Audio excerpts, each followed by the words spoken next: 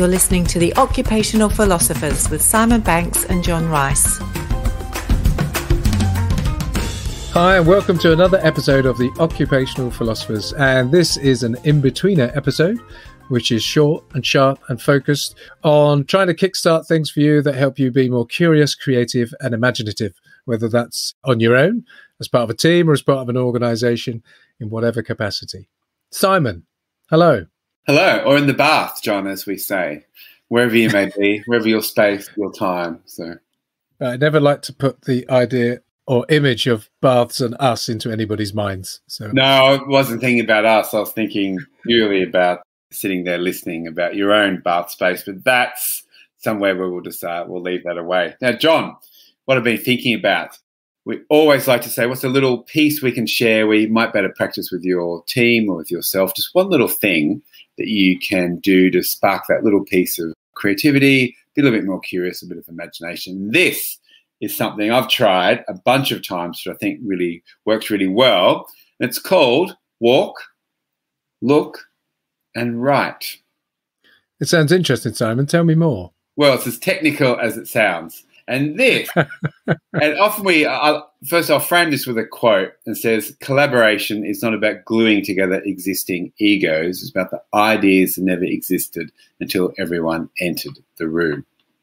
Very nice. So I love this space of, we all do. We love this space of when teams collaborate, whether whatever project that is on, whether you're doing something nothing to do with work at all, but you build, you create, you design, and you make something bigger than everyone in that room. However, we also understand that we don't all think the same. So it's really good to have time for synchronous work when you're together and that asynchronous work when you're by yourself. And this is a technique I've used, which is a really great way to be curious and look at the world around you. Number one thing, put your phone in your pocket. Number two, go for a walk. Number three, as you walk, look, and everything that you see, write that down. And this is to a level of minutia that you normally wouldn't. So if you see a pattern on a leaf, you write that down. If you see the color red, you write that down. If you see the ocean, you write that down. If you see waves crashing, you write that down. If you see, let's say, an angle on a car or a color or a reflection, you write that down as well. What you get is you're really curious, you see a whole bunch of things, and then when you come back from that walk, you look at your list and there's like literally hundreds of ideas if you've been writing dramatically. And there's some inspiration to start from. It sounds really interesting. And again, I can imagine myself doing this.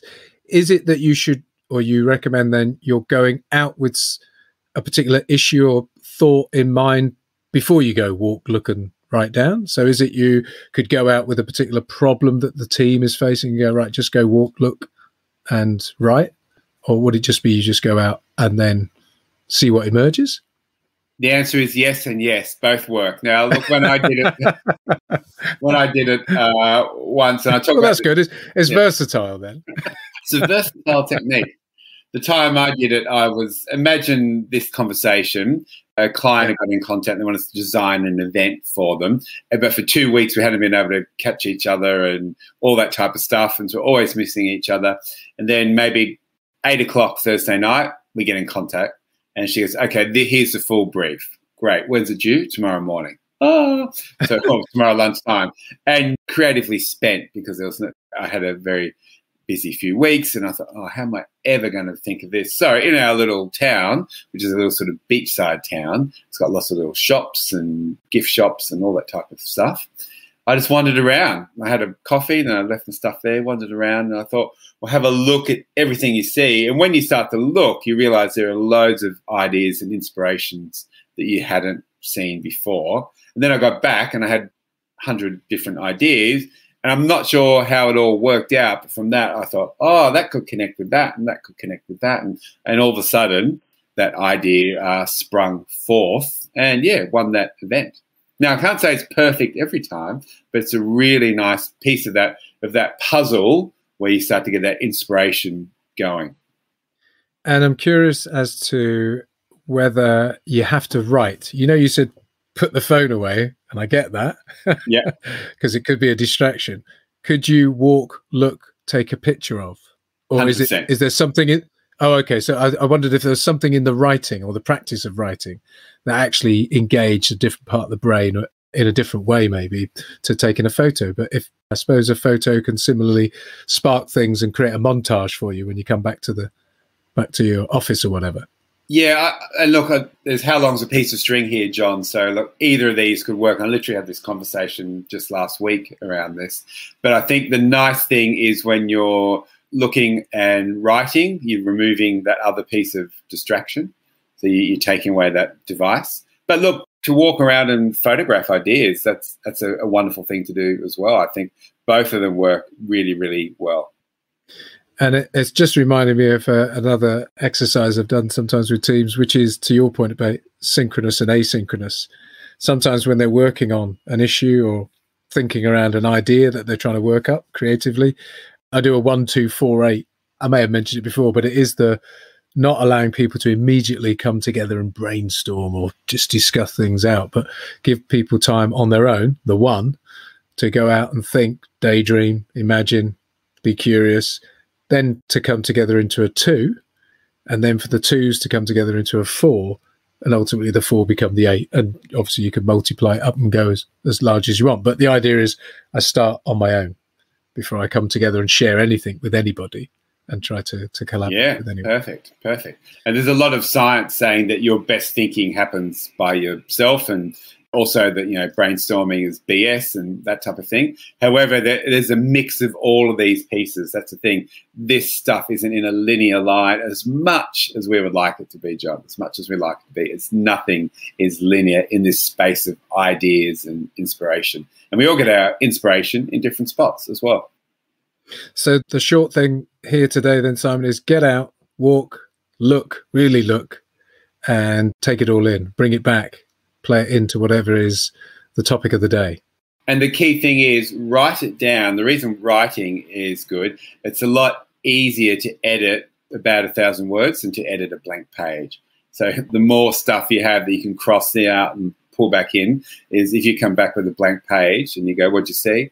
Oh, a bit of stuff. At least that's a record of what you've seen, which is why I like the idea of writing it down.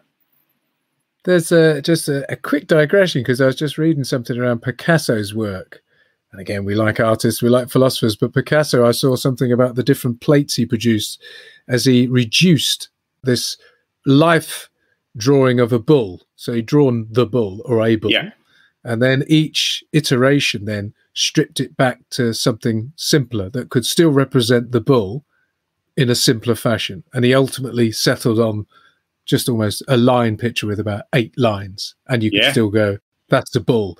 And there was something in the creative process which is about honing down. So it is, as you say, gather loads. But then the job of creating is to hone down to something that carries the essence of something. So I was quite intrigued by that. I like it. Hey, I'm learning. But start, I'm learning about. Start with a lot of inspiration first, and then, like you said, you can chuck away the inspiration that you don't need, rather than I've got no inspiration, I'm going to build something from that. There we go. Right, John? I think we're done. I think that's a wrap. So look, as always, thank you for joining us today. Check us out on our website, occupationalphilosophers.com. Follow us on our socials. All the details are on our website. Leave a rating, tell your friends. And as always, John, as always, we would say, stay curious, make stuff, play more, have fun, and date life.